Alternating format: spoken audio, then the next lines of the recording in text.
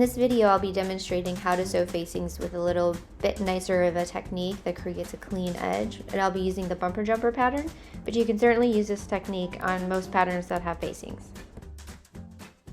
You will skip step 1 in our instructions where it shows you to fuse the inner facing to the self pieces. Instead, you're going to take the front facings and the back facing that are cut in the self fabric and attach them to one another. Then repeat that with the inner facing pieces. If you're using an inner facing that has a fusible side, it will have a right side and a wrong side, just like your self fabric. Make sure to match up right sides together when you're assembling these seams, so the facing pieces cut in the inner facing fabric will fuse to the self fabric. I pressed open my seams on the facings that were cut in the self, but I'm just going to do a little hand press here with the inner facing. It would obviously get pretty messy if you tried to press this open with an iron. In the next step, we're going to stitch both sets of facings together. So putting right sides together, we're going to end up stitching on the outer edge of the facings, and it's a good idea to match up these seams here at the shoulder seams.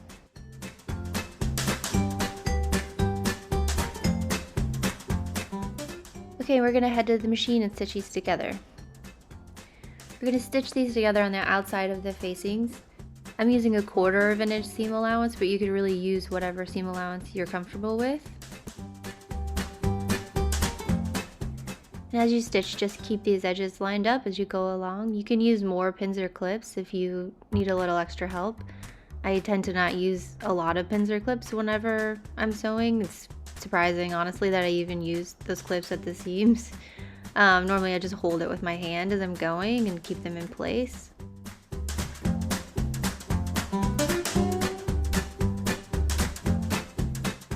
Okay, facings are together. We stitched right sides together, which means the fusible side of the inner facing should be facing the camera.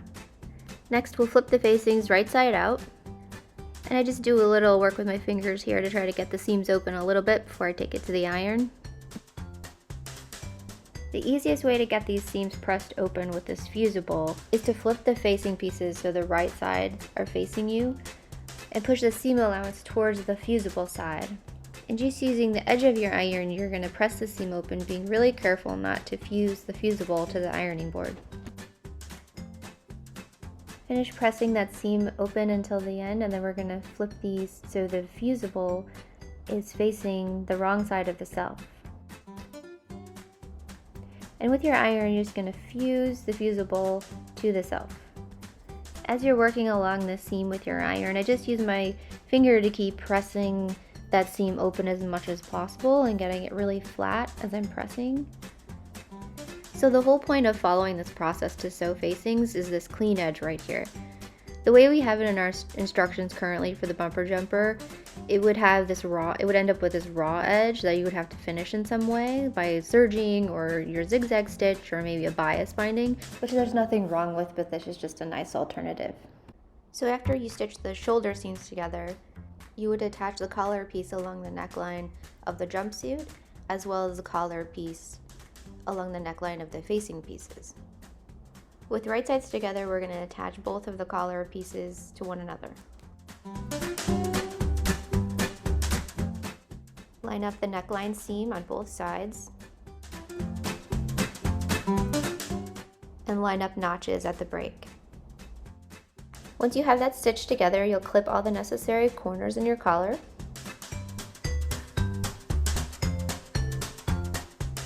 And then we're going to push those corners out gently with a point turner, get them nice and crisp. Here's the finished collar and facings, and you can see there's this nice, clean, just perfect edge along the facings. It looks so nice. And here, when you open this up, you can see these edges are raw. You may want to give this a quick little finish. It depends on how you're going to finish your facings, which is what I'm about to show you next. Now is when you decide how you want to finish all of this. You could just attach the shoulder seams on the facings to the shoulder seams of the jumpsuit by just doing a simple stitch in the ditch. I'm going to do just that, but I'm also going to top stitch the back facing to the jumpsuit. No matter what you end up doing, you want to make sure you line up these seams so they're perfect. I'm lining them up here and I'm just going to pin them down in place. I'm also going to line up these neckline seams. I'm going to push the seam allowance up towards the collar and put a pin here to keep them in place. When you get to the machine, you'll end up edge stitching along the curve of the back facing, stitching in the ditch along the shoulder seam as well as the neckline seam. This method that I'm showing you is different than our instructions. In our instructions, we show you how to top stitch along the whole center front along the buttons and the buttonholes. With this fabric that I'm using, I just didn't really feel like I wanted to have all that top stitching. Top stitching feels a little more utilitarian, and this is kind of a flowier, drapier fabric, and I just wanted to keep it really clean.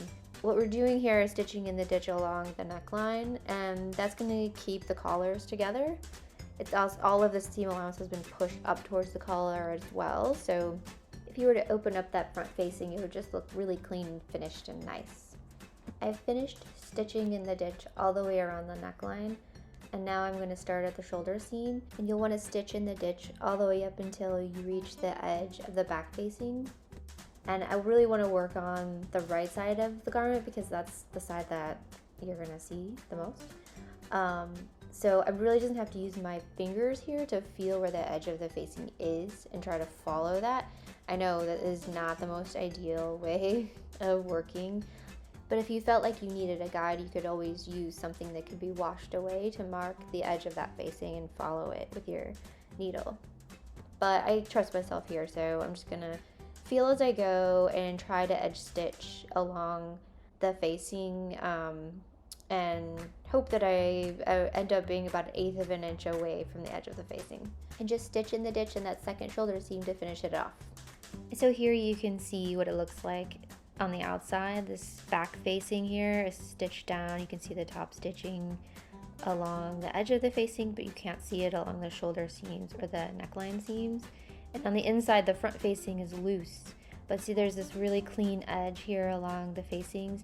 And here you can see how the buttonholes will secure the front facing down, and on the other side it would be the buttonholes that would secure it in place. You can look below in the description for both the bumper jumper and the bumper blouse pattern. You can find this video as well as full sew-alongs for each pattern in a series dedicated to the bumper patterns. And of course, don't forget to subscribe to our page for more.